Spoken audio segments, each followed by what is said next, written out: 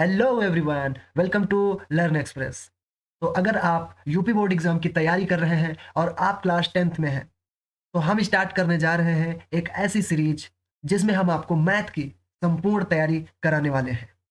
तो जल्दी से इस सीरीज को ज्वाइन करने के लिए आप हमारे चैनल को सब्सक्राइब कीजिए और साथ ही साथ बेल आइकन को प्रेस कर लीजिए, जिससे मैं जो भी वीडियो अपलोड करूं उसकी नोटिफिकेशन आप तक सबसे पहले पहुंचे और आप बोर्ड एग्जाम में अच्छे नंबर ला पाएं। तो चलिए दोस्तों, अपनी इस सीरीज को स्टार्ट करने के साथ हम पहले चैप्टर की पहली एक्सरसाइज से स्टार्ट करते हैं। तो दोस्तों, हमारा पहला क्वेश्चन है, निम्नलिखित संख्याओं को अभाज्य गुणनखंडों के गुणनफल के रूप में व्यक्त कीजिए। तो सबसे पहले हम सवालों के बेस को समझते हैं कि आखिर इसमें हमको करना क्या है। तो हम सबसे पहला क्वेश्चन ले लेते हैं 140। तो हमें 140 को अभाज्य गुणनखंडों के गुणनफल के रूप में व्यक्त करना है, मतलब इनके फैक्टर करने हैं। तो सबसे पहले हम सबसे छोटी अभाज्य संख्या से काटते हैं जिससे ये कट जाए। तो हम 2 से काटते हैं, तो 2 सते 14 और 0। फिर हम 2 से काटेंगे, तो 2 तिया 6, 1 बचा वो 0 के पास गया, 10 हो गया, 2 पंचे 10। फिर हम 5 से काटेंगे, 5 सते 35 और फिर हम 7 से काटेंगे, 7 एकम 7।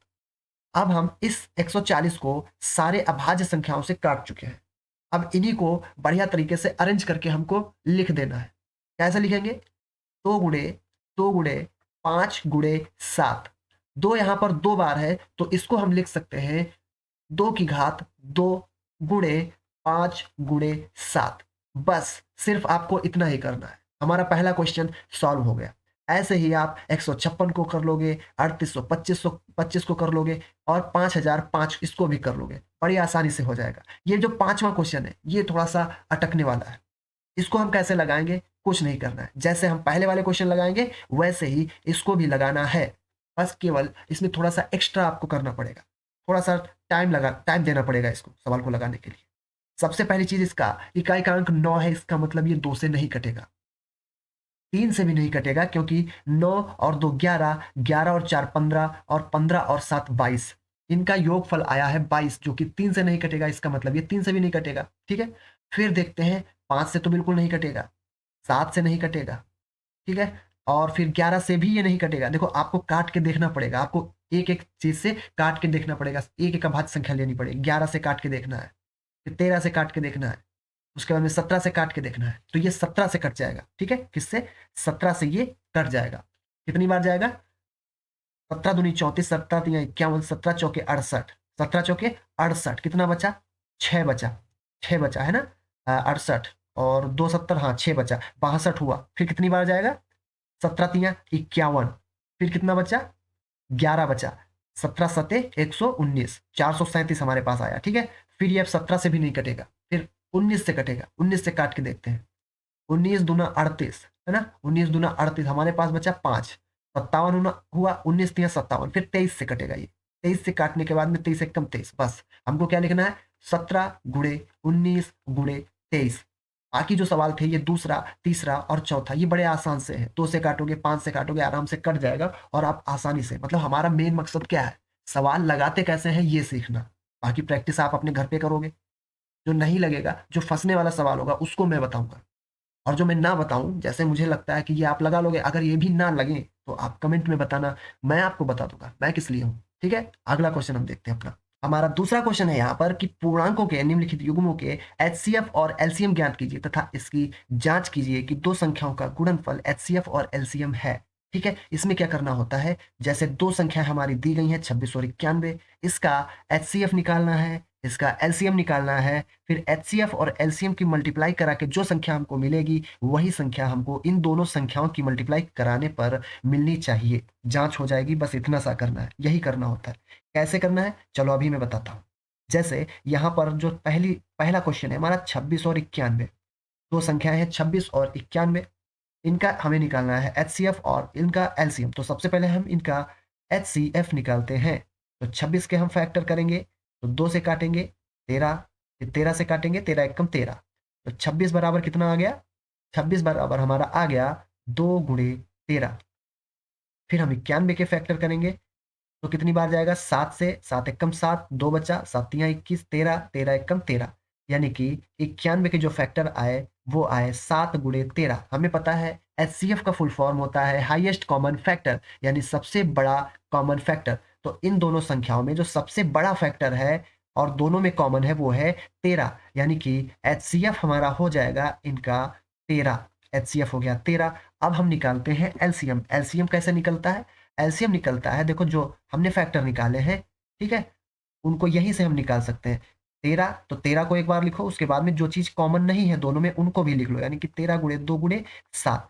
ठीक है, तो 13 दूनी 26 और 26 सते ऐसे 13 सते 91, 91 दूना 182, यानी इनका एलसीएम होगा 182। ठीक है, एक दूसरा तरीका होता है जिससे हम लोग निकालते हैं, चलो उससे भी हम आपको निकाल के दिखा देते हैं। देखो ऐसे तो हो गया जैसे मैंने बताया। दूसरा तरीका क्या होता है जिससे हम लोग निकालते हैं? तो 26 और 91 ऐसे करके, ठीक है, 26 और 91 लिखते हैं, उसके बाद में फिर हम काटते हैं। इससे काटेंगे, चलो 2 से काटते हैं। 13 दूनी 26 हो गया, 91 कटता नहीं है तो उसको ऐसे ही लिख लेते हैं। फिर 13 से काटेंगे, 13 × 1 = 13, 13 × 7 = 91। उसके बाद में फिर 7 से काट देंगे, 7 × 1 = 7 हो गया। तो ये एलसीएम निकला है 2 × 13 × 7, तो वही 13 × 7 = 91, 91 दूना 182, यानी हमारा एलसीएम जो आ गया वो आ गया 182।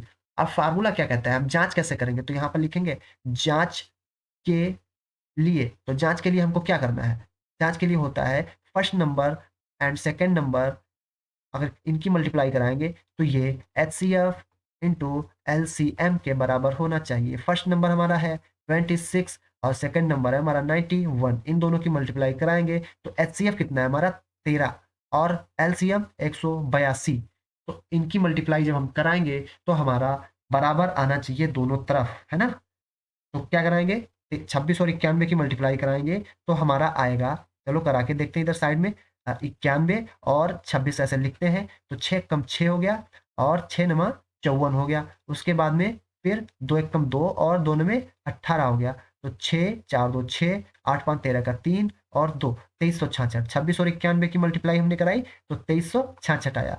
13 और 182 की मल्टीप्लाई कराएंगे तो वो भी 2366 आएगा। ठीक है, बस हमारी जांच हो गई। LHS बराबर RHS, लेफ्ट हैंड साइड बराबर राइट हैंड साइड। बस हमको यही करना है, दोनों संख्याओं का एलसीएम और एचसीएफ निकालना है, दोनों की मल्टीप्लाई करानी है और वो दोनों संख्याओं के गुणनफल के बराबर होनी चाहिए। अगर ऐसा हुआ तो समझ लो हमने जांच कर ली और जांच में हमने अपने हल को सही पाया, है ना। चलिए अगला क्वेश्चन देखते हैं। अगला क्वेश्चन हमारा, देखो इसके बाकी जो 2 क्वेश्चन बचे ना ये वाले, ये खुद से करने हैं, सरल है एकदम, जैसे ये पहला था। हमको वही मैं बता चुका हूँ आपको कि हमको सवाल को लगाना सीखना है, ठीक है, यही होता है रिवीजन अच्छी तरीके से, है ना। अगला देखते हैं। अभाज्य गुणनखंडन विधि द्वारा निम्नलिखित पूर्णांकों के एचसीएफ और एलसीएम ज्ञात कीजिए। तो एचसीएफ ज्ञात करने, चलो इसमें 3 संख्याएं दी गई हैं, अभी इससे पहले के सवाल में 2 संख्याएं दी गई थी। चलो तो सबसे पहले हम क्या करते हैं, इनका हम एलसीएम निकालते हैं। पहला क्वेश्चन देखते हैं, 12, 15 और 21, इनका एलसीएम निकालते हैं। एलसीएम कैसे निकालेंगे? तीनों संख्याओं को हमने एक साथ लिखा, फिर जिससे काटते सबसे छोटी अभाज्य संख्या 2, 2 छंगे 12, 15 और 21, जो चीज कटे उसको काटो, जो ना कटे उसको वैसे ही उतारो।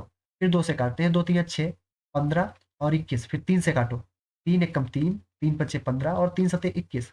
अब 5, तो 5 1 कम 5 और 7, फिर 7 से काट दो, 1 1 1 नीचे तीनों में 1 1 आ गया। अब ये हो गया 2 × 2 × 3 × 5 × 7, लिख लो यहाँ पर LCM बराबर 2 × 2 × 3 × 5 × 7, मल्टीप्लाई करा दो, कितना हो जाएगा? 2 दूना 4, 4 3 12, 12 पंचे 60 और 60 सते 420, है ना, 420 इतना आ गया आंसर।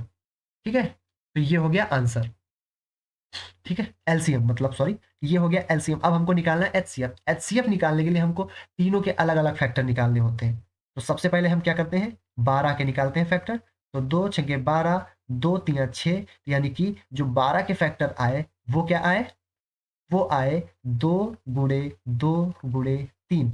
फिर हम निकालते हैं 15 का फैक्टर। 15 का फैक्टर निकालने के लिए सबसे पहले 3 से 3 बचे 15, 5 1 5, तो 15 के जो फैक्टर आए वो आए 3 × 5। फिर हम 21 के फैक्टर निकालते हैं, 21 के, तो किससे काटेंगे, 3 सते 21 और 7 एकम 7, तो 21 के फैक्टर हमारे आए 3 × 7। तो यहाँ पर हम देख रहे हैं कि जो तीनों में उपस्थित है, तीनों में मौजूद है वो है 3, इसमें भी 3 है, इसमें भी 3 है, इसमें भी 3 है, तो हाईएस्ट कॉमन फैक्टर हुआ हमारा 3। तो हम यहाँ पर क्या लिखेंगे, HCF बराबर 3। ठीक है, LCM आया 420 और HCF आया 3। ऐसे इनको हल करने, ये दोनों सवाल भी आपसे हो जाएंगे, बड़े आसान से सवाल है, आराम से हो जाएंगे। ठीक है, अगला क्वेश्चन हम देखते हैं। अगला क्वेश्चन हमारा है कि HCF 306 और 657, यानी कि 306 और 657 का HCF 9 दिया गया है।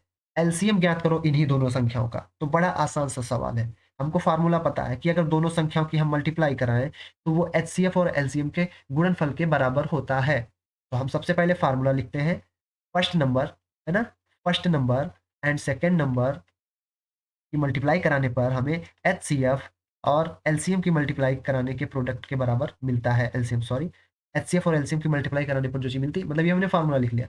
फर्स्ट संख्या हमारी है 306, दूसरी संख्या हमारी है 657, HCF हमारा है 9 और गुणे में LCM, हमको LCM निकालना है। 9 LCM के साथ मल्टीप्लाई में है, तो जब इसको हम पक्षांतर करके दूसरी साइड में ले जाएंगे तो ये भाग में आ जाएगा, डिवाइड में, है ना। तो हो जाएगा 306 गुणे 657 बटे 9 बराबर LCM।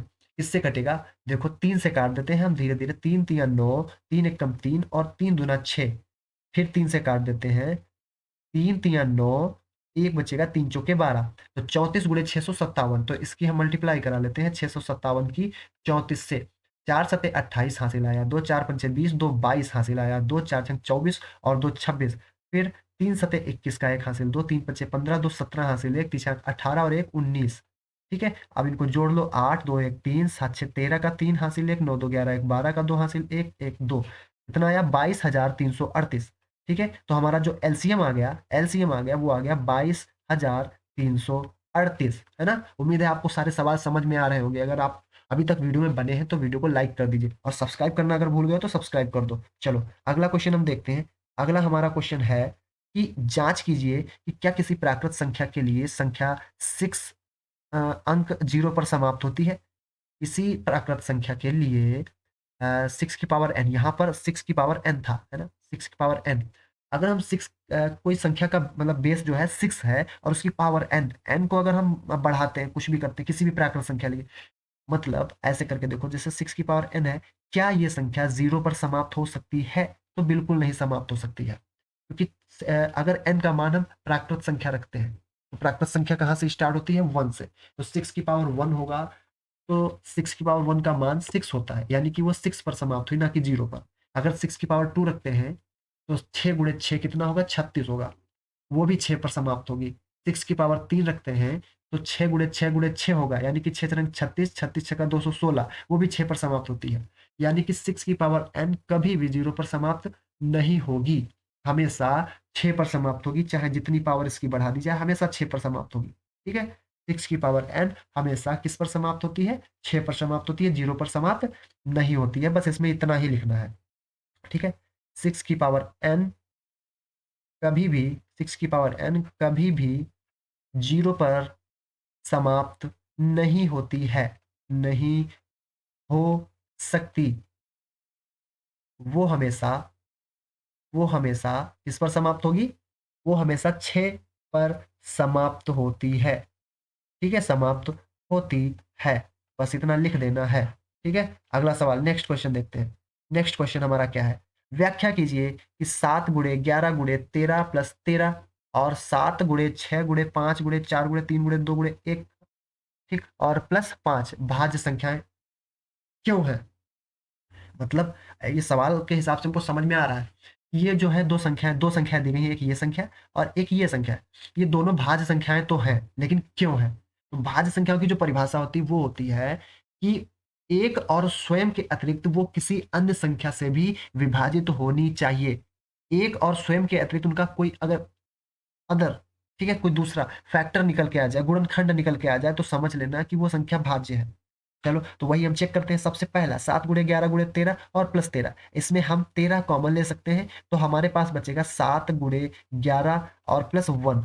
तो इस पूरी संख्या का जो एक फैक्टर है वो है 13। इसका मतलब ये जो पूरी संख्या है वो 13 से डिवाइड हो रही है, विभाजित हो रही है।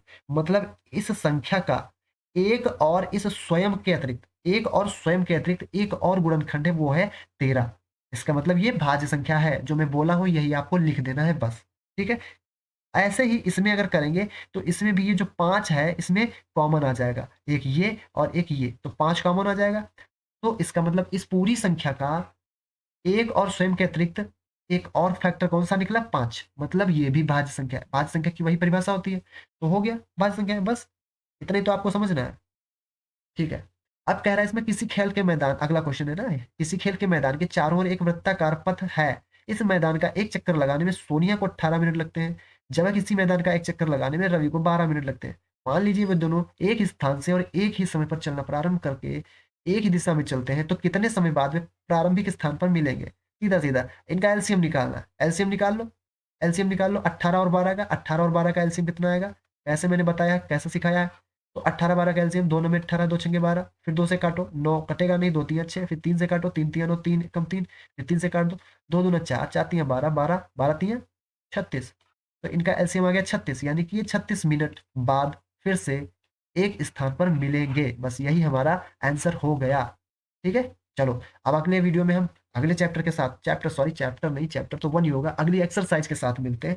तब तक के लिए bye bye, take care, love you all.